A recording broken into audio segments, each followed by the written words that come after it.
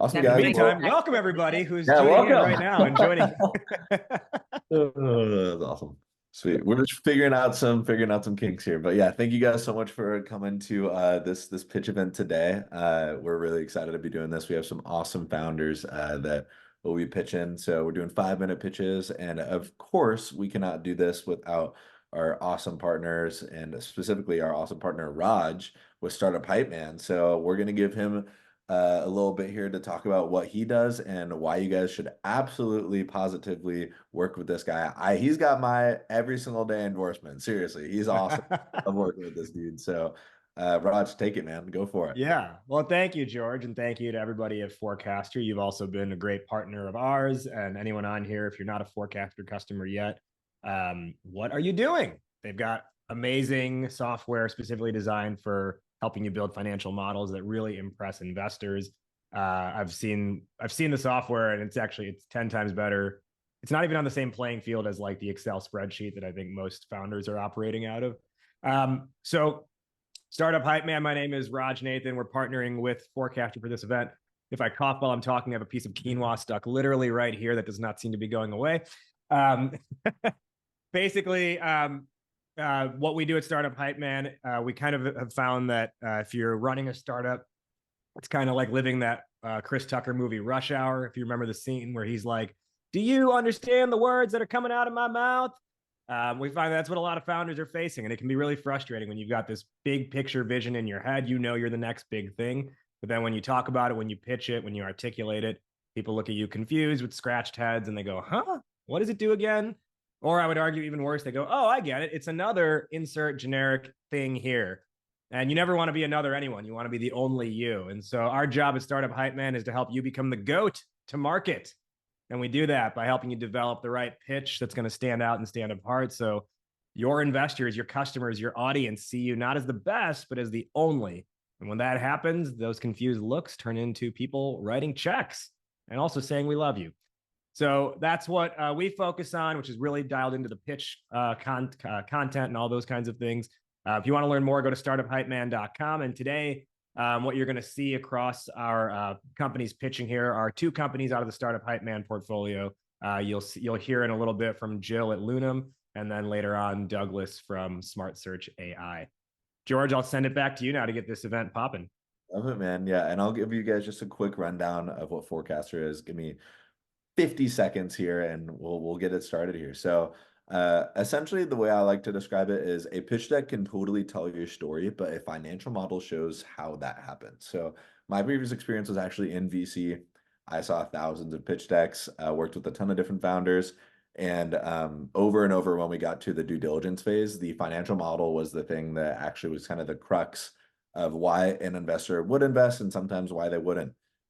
So this is where we come in. We take it out of Excel and put it into a really easy to use software with a white glove touch. So a financial analyst will actually talk to you and teach you how to use your financial model and communicate with investors as well. So you can sound like you're an absolute expert, even if you're not like me. And if you are, then even better, you have somebody that can also offload this and kind of give you some time back in your day. And you don't have to worry about it as much. So that's what we're doing over at Forecastr. Jimmy here, he is the GOAT of marketing and not the GOAT to market, but sending in a link here for you guys to come check us out. I would encourage y'all just to see what we're about. Just come talk to our team. I swear we don't bite, and we would love to get to know you more. So, but with that, we have 5 awesome founders today that'll be pitching, and we are so excited to have them do it. So it's a 5-minute pitch and no ask slide at the end, because obviously there are some investors here, but also there are other people that are not here that are not investors. So we're just doing that for regulations. But just to get it started here, we'll have Jill share her screen, and then Jill, the floor is yours. We're excited to hear from you. And also, guys, please feel free to blow up this chat right now. Throw in your first name, last name, what you do, and your LinkedIn, and we'll get it moving here. And also ask questions. We want you guys to be as interactive as possible with Jill and with all of us. So constantly ask questions, and we'll get them answered. All right. So whenever I do these, I always feel that this is how a barista feels at the morning rush. because you have to like juggle so many different things as you're getting rolling. Okay, so I will get started. My name is Jill Miller, founder and CEO of Lunum. Today, I want to talk about reframing the way we look at feeling good versus doing good when it comes to people in the workplace. When the Supreme Court ruled against affirmative acting policies, the world was shaken. I was shaken and betrayed and felt the ruling sent shockwaves through Fortune 500s, and even our founding father of ESG, Larry Fink, stopped using his own term because it had become so weaponized. It left us with a big question, particularly in corporations. What's next for all the companies who put their eggs in a sustainability or social responsibility basket and are now being told that those eggs are rotten? It's a massive problem, and we've all realized that diversity and environmentalism for the sake of it are gone. However, leaders are still pressured by absolutely everyone to care about more than just profits, and how doing good creates value is the $6 billion question. The answer, it requires entirely new measurements, and that's where Lunum comes in. You can make your impact tangible with Lunum. What Lunum does is we interpret a value chain's actions around diversity, wage quality, opportunity, and job creation into real dollar amounts and show exactly how pulling one lever positively or negatively changes impact. The monetary representation of these traditional non-financial metrics helps enterprises satisfy fiduciary responsibility while showing consumers, customers, and employees their actions are more than just lip service. Impact monetization is a newer market. We are first movers there. And overall, top down, bottom up, we look at $100 million obtainable market in the US over the next few years based on a $6 billion market globally for ESG and DEI consulting. Of course, Lunum is not the only supplier of data for supply chains and large corporations, but we are the only data company that transcends vanity metrics. Meet Brightstar. What LEAD is for buildings, we are for human flourishing. We take businesses beyond the performative and we help them eliminate self-reporting, standardize measurement across their supply chain, and set new industry benchmarks for what good looks like on human capital. We use a Harvard-developed and G7 Impact Task Force-backed methodology and provide data that is truly actionable throughout the business. We are far from a feel-good DEI company. We are true business intelligence. So when businesses log on to the Lunum platform, they see a complete assessment of their suppliers, their own organization, and the impact that they have on the communities, the people, and the business where they are operating. Brightstar verification is becoming a bragging right and a competitive advantage for public companies. Our approach is already recognized by industry luminaries like Harvard, the National Science Foundation, and the International Foundation for Valuing Impacts. And since our inception in 2022, we've had over $1.1 million in revenue and climbing. Currently, our large beachhead and go-to-market case study is McDonald's, and we're seeing significant inbound interest, primarily as a result of our thought leadership campaigns and case studies, which are providing and giving corporations what they need to continue on with holistic initiatives for people in a post-affirmative acting world. It's not only imperative, but it is now material to people's balance sheets. We have a strong pipeline. We anticipate to continue on at one supply chain times multiple suppliers times $20,000 per supplier per location as our verification solution. We are the answer executives have been waiting for, and so far no one's challenging the pricing side of things, which is wonderful.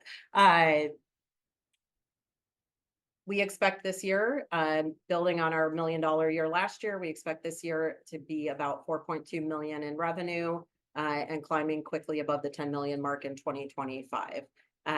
This is with our initial audit product as a $10 million company, and we're already working on and starting to prototype on additional products in the Brightstar verification, and then move Brightstar in 2024 into the consumer space. So for the first time, so everyone can finally agree what good looks like for human flourishing. Our team is myself, founder, CEO, and lead passioneer. I have 20 years in enterprise business development. David Lonecker has recently joined as our chief data officer. I'll just suffice it to say he was a data scientist before data was cool. Kate Burnett joins us as our chief revenue officer. She's led and scaled a publicly traded company, and she's a top 40 under 40 in the YPO, in addition to having built one of Canada's largest social enterprises, We Charities. Okay Ikajiani is our chief technical officer and has extensive experience in digital platforms for Fortune 500s, nonprofits, and social enterprise. And Russ McLeod leads operations. He's a luminary in the space of social enterprise, also with building and scaling We Charities to over 300 employees across 10 years.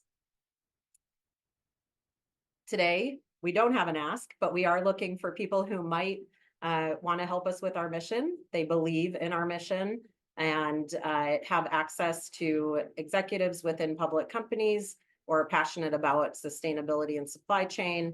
We're looking for strategic partnerships and advice on SaaS scaling and exiting. I will leave it there and take questions. Awesome. Sweet. Thank you so much, Jill. That was absolutely incredible. Congrats on the revenue. You guys are growing like crazy. Come on. We love to see it. It's been great. I love it. We have a question here. So what would you say is the business value of your services to Fortune 500 companies? Sure. A couple of things. One is companies don't have a way to express the return on investment when they invest in a demographic or group of people, which has been under fire significantly in the sustainability conversation.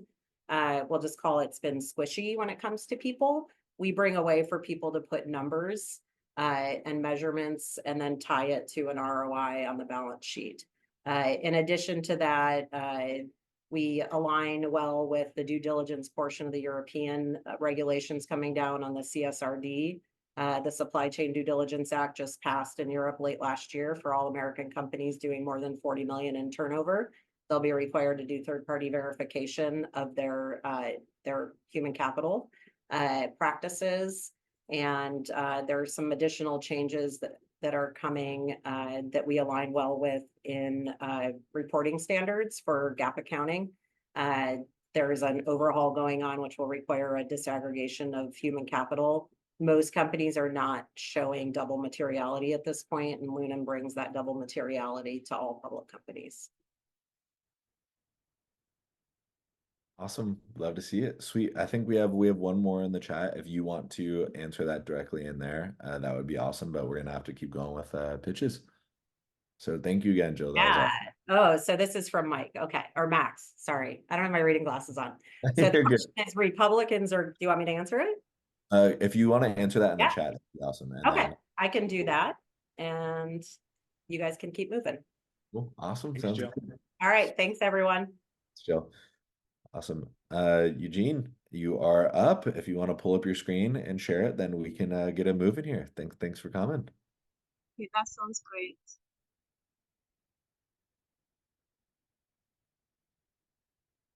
All right. Please let me know if you're seeing my screen. Yeah. Okay. Hi, everyone. My name is Eugenie Addison. I'm the CEO and founder of Senzi.me. About 2 years ago, I lost my dad and my aunt who passed away from having chronic bronchitis. The reason for their illness is because of the poor indoor air quality that was in their home and the workplaces, which is the main driving force for our business, where our mission becomes clear: to combat these airborne diseases efficiently and effectively by providing a cleaner air to breathe in. Our product is a revolution against airborne diseases. Our monitor uses 3D printer, a waste that manufacturers throw away, where we help 95% construction waste by saving the environment at an affordable price, where we also scale up the SDG goals of climate change. We use artificial intelligence to detect type A influenza virus Legionella bacteria, formaldehyde, volatile organic compound, and some of the gases that is able to detect are carbon monoxide, carbon dioxide, and nitrogen dioxide within the room space. What we do is that we remove this polluted air to cleaner air, and we collect these data that is monetized. There are so many competitors that are trying to solve the same problem, but it causes too many human resources to set up an air quality monitor that can early detect these pathogens and gases, which causes too many months of trial and error. We're faster and more efficient where we use these biosensors with advanced algorithm of artificial intelligence to scan the environment for these harmful pathogens and gases, which is then programmed to early detect these pathogens and gases and remove them in under 5 minutes.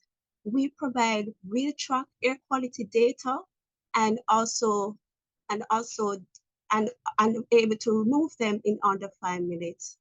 We have successfully received utility patent for this technology for Jamaica, Argentina, Chile, United States of America, and Germany.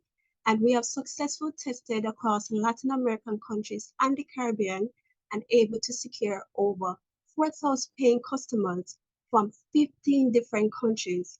We have successfully received approvals from the FDA, UL, and the CE to use this technology globally. Globally, we can make $100 billion from rooms in airports, hospitals, and hotels worldwide. So we're focusing on the 35 million rooms in airport, hospital, and hotels worldwide, which can give us a revenue of $450 million. Right now, we sell directly to hospitals, hotels, airports, and individuals for just $100. We have sold over 10,000 units, which equate to majority of the 600,000 US dollars in profit, where recently we received letter of intent from major hotel chains requested 60,000 units. So we're looking to make a revenue of $6 million, where we have an 86% profit margin and an 80% month-to-month growth rate. And with the additional revenue stream, our economic is sound. These are some of our paying customers. Since 2019, we are on the road by the ending of this year to make over $4 million, where our forecast for the next 4 years is around $6 million with a profit margin of over 89%. So our growth plan for the next 4 years is that we want to invest more in our customer acquisition, where we want to sell our units on multiple platforms like eBay, Amazon, Shopify, just to name a few. And we believe in innovation. So we also developed Senzi into robotic Senzi, where we want to detect over 10,000 airborne and waterborne diseases and sell 20 million of these units, where we can make a profit of over $2 billion and also can save millions of people's lives. Since our inception, our team has been growing, where we have the best engineer, medical, and business professional, and we're actively looking more persons to join our team, where we have over 50 years experience to bring Sensi.me to become a unicorn in less than 5 years. Our economic is simple. Cleaner air provides you higher productivity. So join with us and let us solve these issues that you're facing daily. Thank you. Awesome, sweet. Thank you, Jim. We have a question here. So what would you say is the main contributor of airborne disease and problems? Can you repeat the question, please? Yeah, it is, what would you say is the main contributor of airborne disease and problems? So what is the main, how our airborne pathogens are transmitted is through water droplets. And that's why during the COVID-19, you see more and more persons who are being affected. So when you're in a closed area, like indoor, and that they travel through water droplets, and that's how it will make itself and stay into your lungs and stay there for over 7 days before you actually start feeling these symptoms. And then it can either lead further in developing into chronic bronchitis and lung cancer, and either you can lose your life from it. Awesome, sweet. And then we have a few more notes in the chat, but yeah, you're free to for you to answer those questions there, but we're gonna have to keep on going with the pitches. Thanks so much for pitching. Really appreciate it.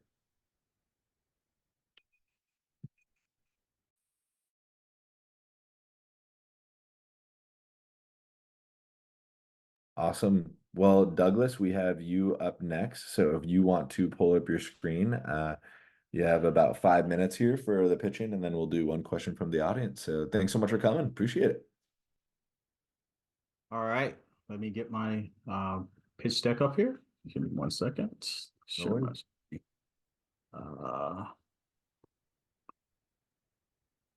Well, let me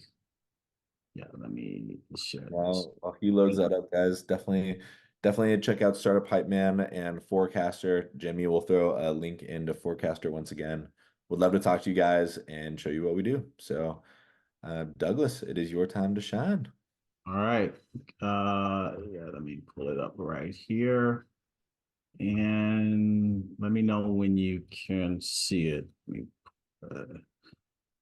Okay.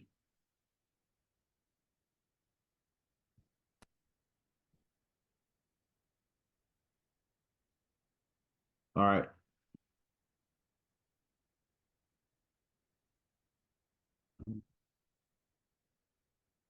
Just taking a minute there. Okay.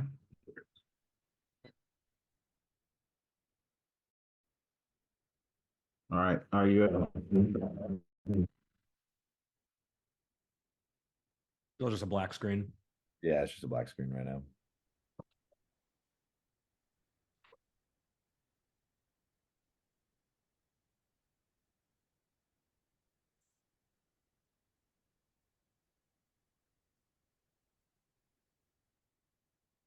All right, Douglas, I think what we'll do is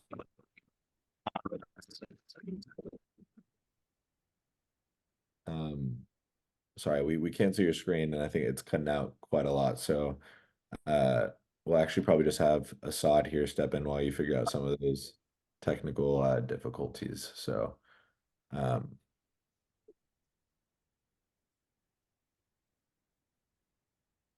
good afternoon, everyone. So this will stop.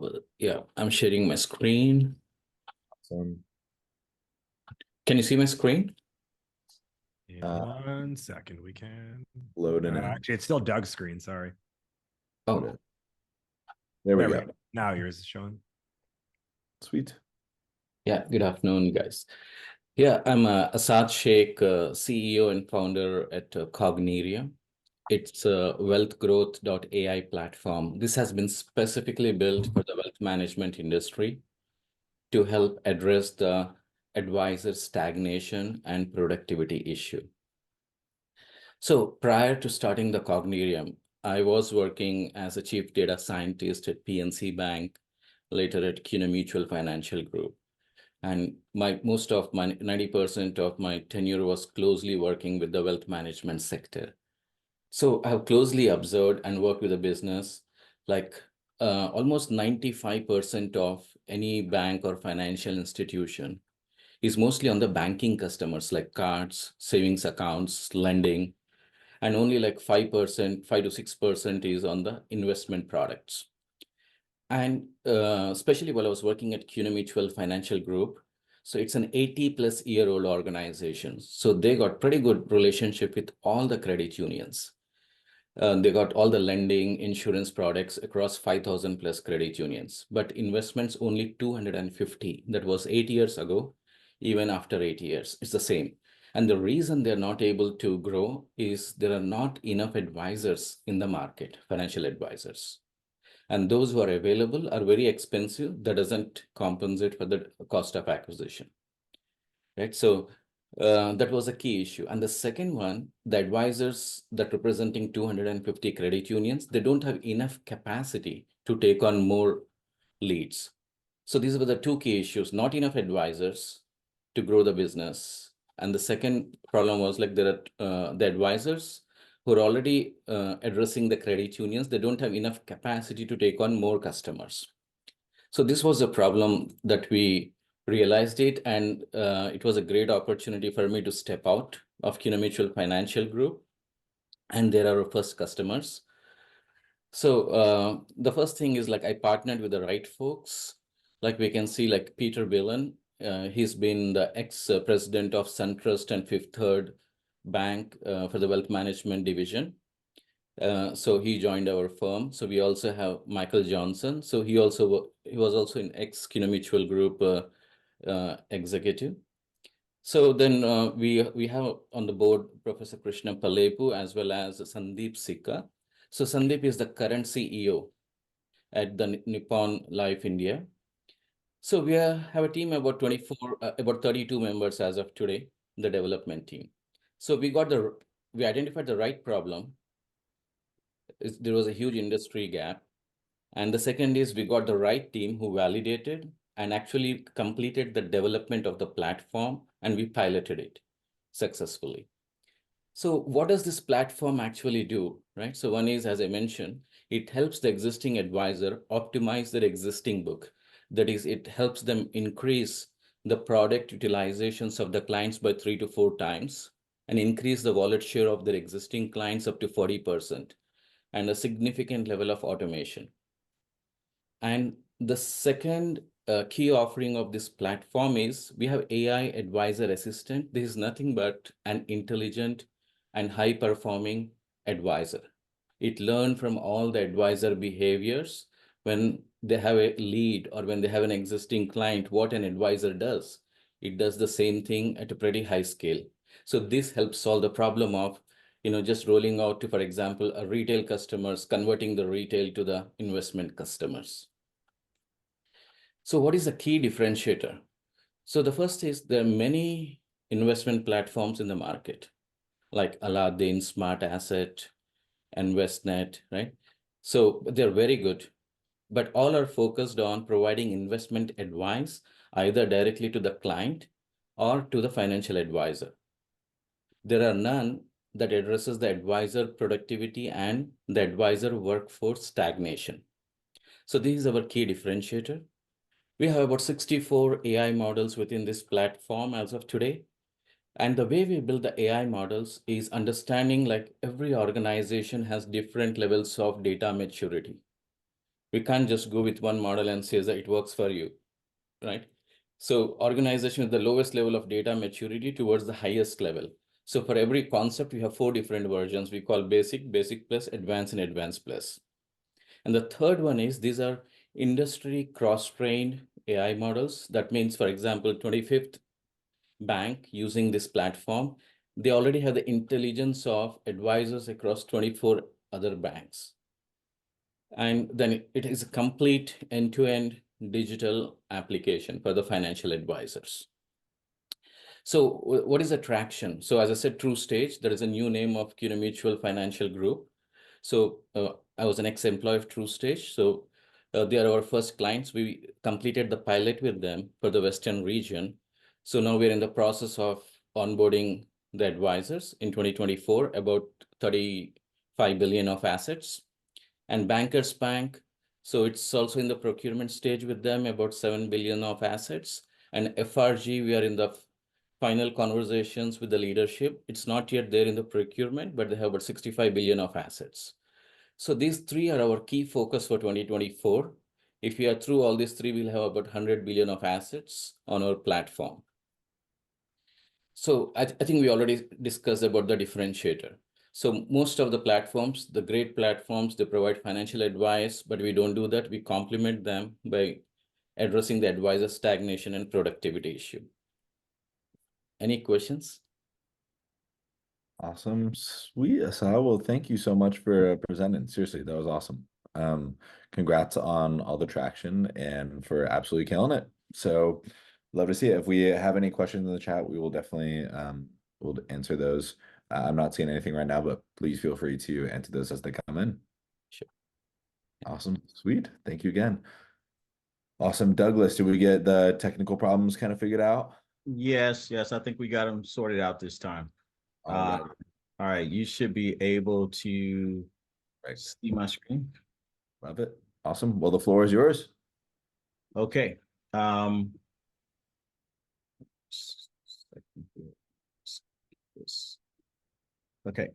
Okay. Are you guys able to see it? Okay. Yeah. Okay, please. great. So everyone here, my name is Douglas Miller, and I am the founder and CEO of SmartSearch.com.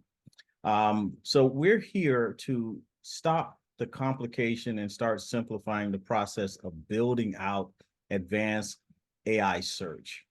So this is very important to enterprises today, because mainly the new internet is being shaped right now. We are moving from virtual reality to Web 3.0, and now we're entering into the world of generative AI. And of course, generative AI, hands down, is the next key frontier of the internet. But you'll notice with all these different types of advancement, search or information retrieval is really the center point. We're not moving away from search. We're actually doubling down on search even more. And that actually presents a massive problem. So from a college student researching a paper to a baby boomer searching on the internet, everyone's expect the actual search to actually work like you're using Google. But the reality of it is, it's actually much more complicated on the back end. Developers lose countless hours writing code, generating queries, installing APIs, just to make sure that a spelling error won't work, or you get an auto suggest, or even if you type in the wrong thing, you still get exactly what you're looking for. And when you add in the complexities of generative AI, the expectations is higher and the complexities are even messier. So it's like building a car while you're still driving it, because this technology is still evolving. But that's kind of where we come in at. So with SmartSearch, we offer a pro search without you being a search pro. And that's basically what the mission of SmartSearch AI is. So whether you're looking to enable an enterprise knowledge base, or you're an e-commerce retailer, we give your developers that's using mostly open source search engines like Elastic or OpenSearch the golden key to unlock very smart AI-powered site search. You can easily set things up with a few clicks, and we can actually make the interaction with your end users more of a conversation and not a frustration. Okay, so another way to kind of understand what our offering is think of us as more of a very elastic data fabric which sits on top of existing search engines.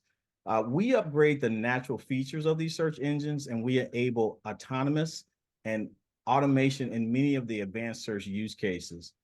One of which I believe is one of the most popular here on the right, is what you see, RAG, or this is basically considered retrieval augmented generation. So with SmartSearch, you can integrate this into existing business apps. You can enable e-commerce very quickly. You can realize the retrieval augmented generation use case. You can build out very, very pervasive AI-powered search applications. And there are so many internal use cases that's what really makes us a very attractive play.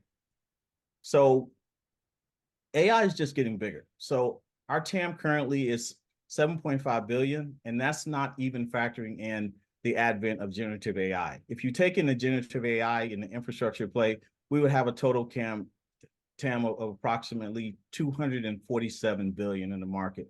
So you can see the potential. This is kind of like a greenfield opportunity, all centered around search.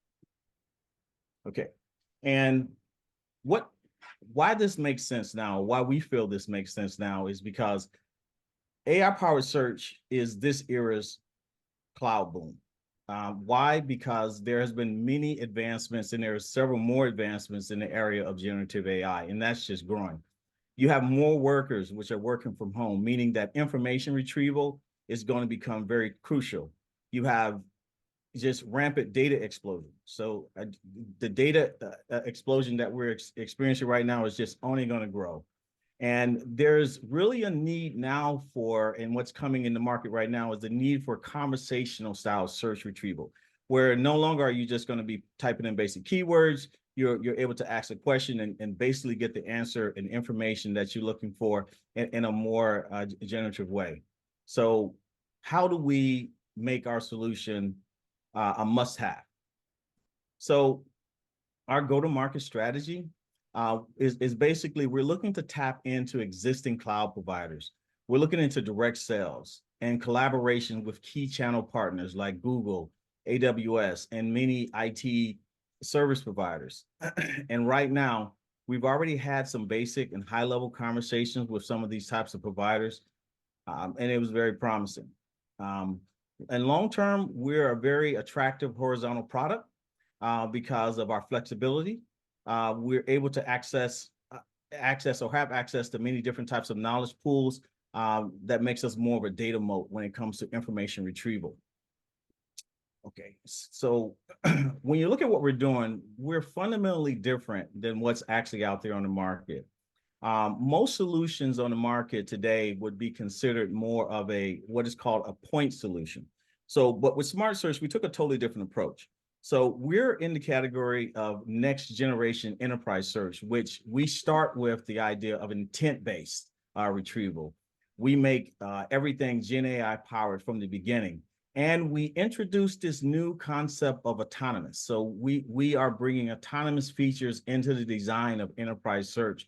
So we don't have to do a complete overhaul to actually introduce this type of technology later on down the line. So in essence, we're Gen AI at the core, and our policy is a little different. So we flow with the current innovation of Gen AI. So we're very easy to integrate into major cloud providers and utilize their Gen AI strategies, which we think is a pretty big advantage. Okay, and the fact that we're building the next generation of enterprise search category means that Amazon has already piqued their interest in us. So we've already spoken with some collaboration inquiries about how our technology can power one of their businesses that they're in, and we've already implemented this with 2 clients. We've had these clients for a couple years, and now that we have the technology kind of nailed down, we're ready to roll this out. So our initial revenue for last year was 10K. And now since the software is fully developed, we're looking to ramp that up to 500K this year. Okay, so who's behind all of this? Well, I am the master of search. So I've been innovating in the search space for the last 11 years. And that's pretty much why the concept of SmartSearch even exists. I discovered while consulting with many of the top clients like Microsoft, Dell, Walgreens, and many others with their search use case, that there was definitely a gap in the market for this type of solution. And when I called this SmartSearch, it was not founded by a novice. It's definitely, brought to the market by somebody that's been in the trenches for many years doing this type of integrations. So what are we looking for ahead? So currently, our ask is basically we're looking for strategic partners. We're looking for opportunities where the SmartSearch technology actually can shine, and we're looking for collaborations where we can use our technology with some type of use case inside of an organization, and that becomes our case study for you. But then for us, it's one of our secret weapons as we kind of go to market. So we're looking for anyone that's looking to do anything innovative and innovative search solutions. Just reach out to us. And I'm going to go ahead and wrap this up. So, look, information retrieval and search is not going anywhere. As in fact, it's actually getting more and more complex on the back ends. So what that means for the user, it needs to be more and more easy for you to actually use. And that's not going to happen until search is figured out. So regardless of the advancement, search is the center point of information retrieval. So we are SmartSearch, and come hit the center point of search with us. So thank you so much. I'll take any questions now. Awesome. Love it, Doug. Seriously, absolutely loved it. Really appreciate you doing the presentation. You absolutely killed it. So yeah, if you have any questions for Doug, please feel free to throw them in the chat right now, and then we can have him answer those. And Doug, you can answer those in the chat as they come in. So again, thank you so much for presenting. Appreciate it. All right, thanks. Yeah, absolutely. Sweet. Well, Soumya, you are up. Thanks so much for coming. We're excited to have you present. So if you want to share your screen, we'll get it moving here. Oh, awesome. I think you're on mute. Sorry.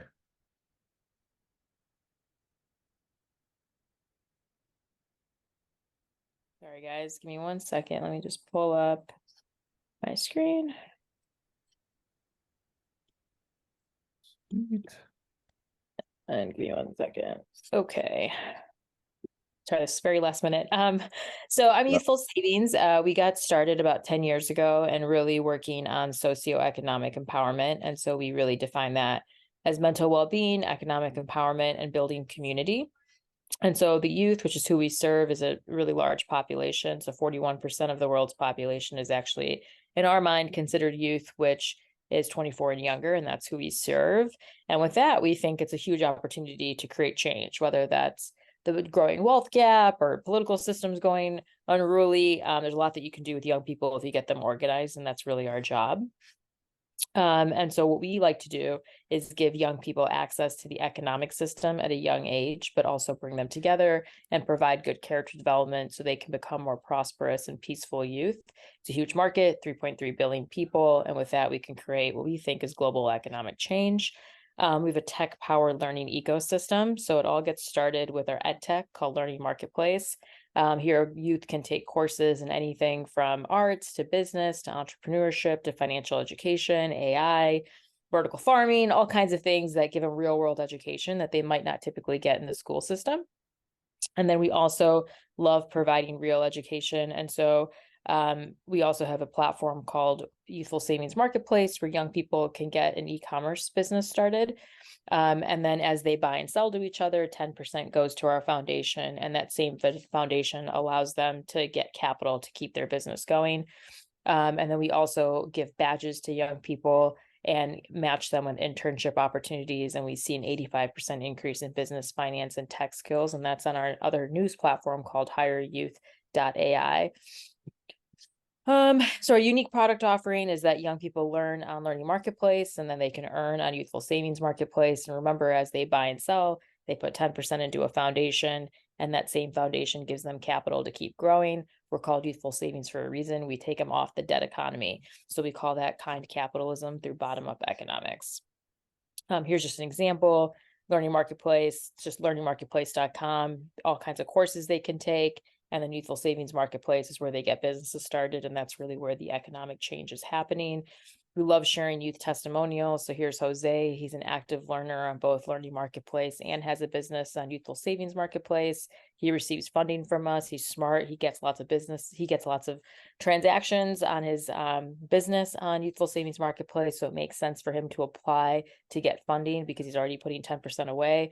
He's an active community member, and he gained an internship with us last summer. And then he's also going to be working at a tech company through HigherYouth.ai. So our value proposition, again, is direct to youth. The prepaid cards are really important and really creating this movement of bottom-up economy. And we call that kind capitalism through bottom-up economics. How do we make money? We earn transaction fees off of our platform called Youthful Savings Marketplace. And then we also sell bulk subscriptions. We typically work on government contracts. So after school, summer programming, workforce development, school contracts. And then we do provide 10% as capital to youth. This is just our growth. So we recently just launched a couple of programs in Portugal. We work with U.S. Commercial Services on expanding. We're also working on something similar in India. We typically have a 2 times revenue growth every year. We're super profitable, and we have about $3 million a year in pending government contracts in 2024 to 2026. And we are really increasing the amount of young people that are on our platform. So we want to create more job opportunities for teachers to teach with us and become instructors. And so we call that Uber for Education. We just really believe the better the youth, the better the world.